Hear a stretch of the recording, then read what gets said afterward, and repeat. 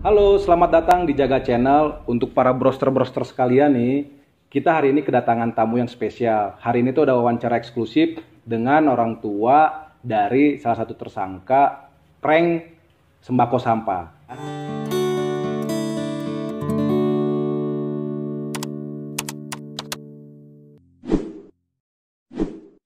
TB meminta maaf kepada seluruh masyarakat yang terganggu akan video itu. Saya meminta maaf sedalam-dalamnya dan bagi pihak yang dirugikan kami minta maaf. Terima kasih Pak, udah mampir di Jaga Channel dengan Ibu. Perkenalan dulu mungkin para broster mungkin ingin tahu. Terima kasih. Alhamdulillah, saya orang tua dari TB dan ini ibunya. Oke, makasih nih Bapak sama Ibu. Saya mau nanya nih untuk Ibu nih khususnya.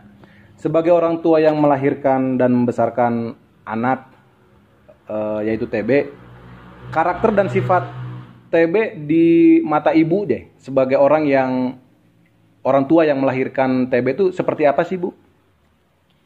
Kesehariannya TB itu nggak tegaan orangnya. Oh. Termasuk ke teman-temannya juga. Bahkan semenjak dia bisa punya uang sendiri, dia itu sosialisasinya juga tinggi terhadap teman-temannya, terhadap ibu bapaknya juga. Dasarnya anak itu baik gitu. Kalau di mata Bapak, anak Bapak ini TB ini seperti apa Pak karakternya? Umumnya gitu kan, Iya. umumnya seperti anak yang lainnya gitu kan. Tapi kelebihan, kekurangan kan kita yang tahu ya. Ya sih, apa betul juga yang dikatakan ibunya gitu ya. Jadi sepengetahuan saya gitu ya, anak itu nggak nekok, nggak rongkah gitu kan. Nah, ada sesuatu pengen nggak memaksa dia, ya tahu kondisi orang tuanya begini ya gitu kan. Nggak mungkin misal pengen sesuatu yang baru, kalau dia tuh tahu mengerti gitu, keadaan orang tuanya gitu kan. Ya betul lah, nggak tegaan gitu kan. Dia tuh sering dermawan sifatnya gitu kan, nyumbang sama temen, bahkan ada warung yang kesepian dia dibeliin sengaja, padahal dia tidak memakai barang warung itu gitu kan. Jadi apa ya, punya empati gitu kan, Punya empati punya ya. empati ya, sebetulnya begitu ya, sama orang tuanya, apalagi sama nenek kakeknya gitu kan. Iya. Kalau boleh kita tahu nih, para penonton juga ingin tahu dari mana pertama kali Ibu mengetahui adanya video prank sembako sampah itu? Awalnya saya nggak tahu Pak, anak itu bikin video prank sampah, sembako isi sampah. Justru saya tahu itu pada saat malam, tengah malam, sekitar jam berapa ya? Jam 12-an ya? 11.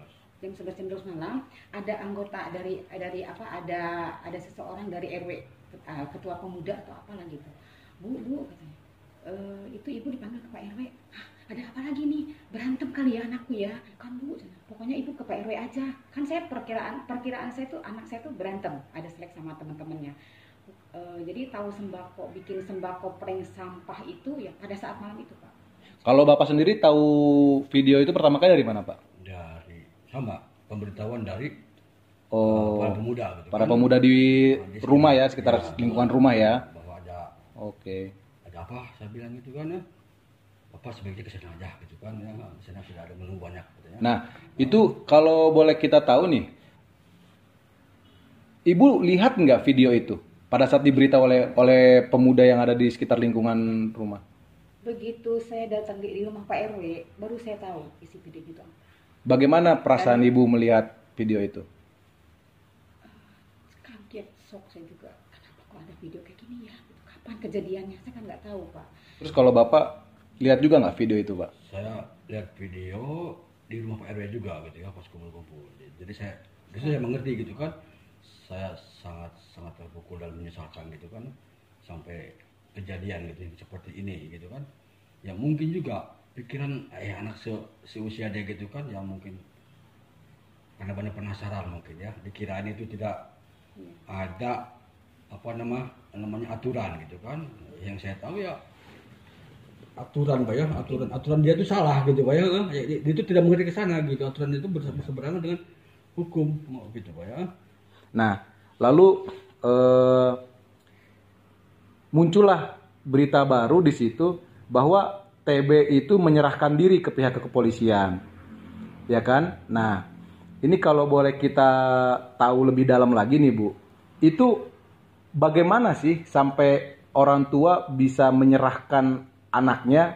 Apakah TB ada ngobrol dulu sama orang tua, minta pendapat bagaimana, lalu bagaimana dia langsung bisa menyerahkan diri dan secara sukarela loh? Karena jujur ya, dari orang tua kan mungkin agak berat mungkin ya untuk membiarkan anaknya sampai kepada pihak kepolisian kan gitu ya Bu ya. Nah itu gimana Bu proses awalnya sampai TB bisa menyerahkan diri ke kepolisian? Awalnya setelah sholat subuh kita Bu ya. Anak saya kan belum kontak tuh semalam, belum kontak. Begitu tim Prabu datang jam 3 malam, 3 orang. Bu, tolong dong Bu, anaknya dikondisikan di mana Bu? Barangkali kemana? Saya nggak tahu Pak. Saya juga kontaknya itu off, kontaknya TB itu off. Nah udah gitu setelah sholat subuh bapaknya ada kontak. Halo, ini kakak ya. Kamu di mana kak? Kakak di Soreang. Kak, ayo dong pulang kata saya gitu. Terus enggak, kakak mau ke rumah Mbah. Jangan, ini PSBB, gak boleh. Mau di mana? Kendaraan semua nggak ada seperti gitu. Terus udah gitu, biarin we, nggak, pokoknya kakak pulang. Oh ya udah kakak pulang aja, tapi tunggu ya Bu katanya. Iya, ibu tunggu di kantor RW ya. Di Pak RW itu dia TB gini karunya cenah mama kiki kata. Ya udah sekarang kita langsung aja kita yuk katanya, klarifikasi ke sana ke Poltabes nanti Bapak juga ada pada saat itu Pak? Ada. Jadi yang mengantarkan TB ke Poltabes itu ibu atau bapak? Saya, ibu. Oh ibu.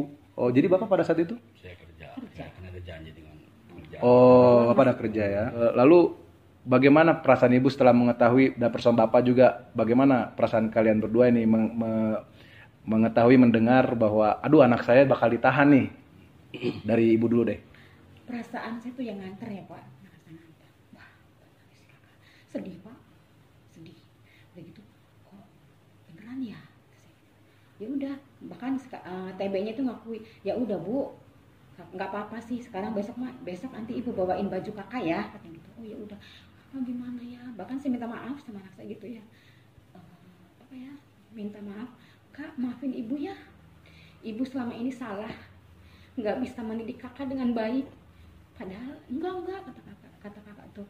Kakak tuh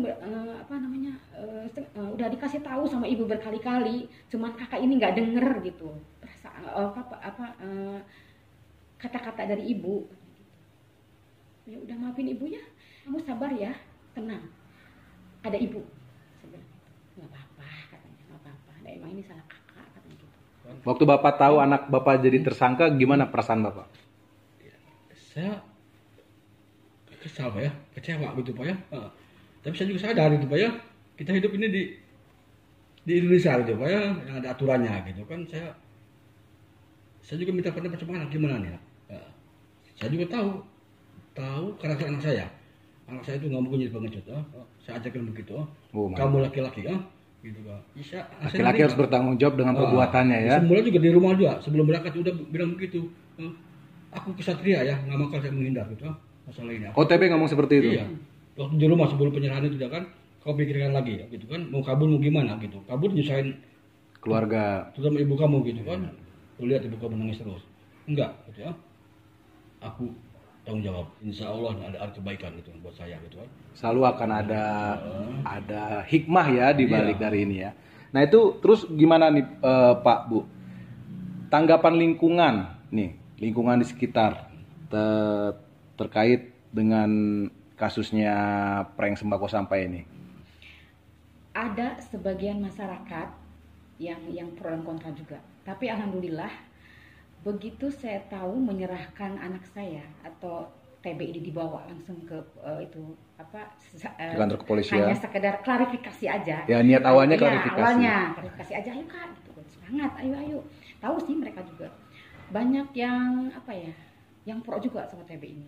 Alhamdulillah. Banyak lah yang support. Berarti banyak yang support ya. Iya, banyak yang support. Ya udah Bu, ada bagusnya katanya TB itu kayak gitu teh. Iya, kata saya. Untungnya Bu nyerahkan diri. Kalau enggak, aduh kata banyak yang di apa sih yang seperti sabar ya Bu. Jadi sekarang ini memang kan dari kasus prank sembako sampah ini banyak pihak, baik itu netizen, baik itu pihak dari kalangan profesional, atau juga ada dari beberapa mungkin kalau saya bisa bilang pemerhati sosial juga, bahkan ada juga dari psikolog juga yang melihat tentang permasalahan prank sembako sampah ini. Bahkan ini juga menjadi perhatian dari pihak luar negeri, atau terkhususnya ada media Inggris juga yang menyoroti terkait kasus Ferdian Paleka ini, yang kasus sembako sampah. Nah,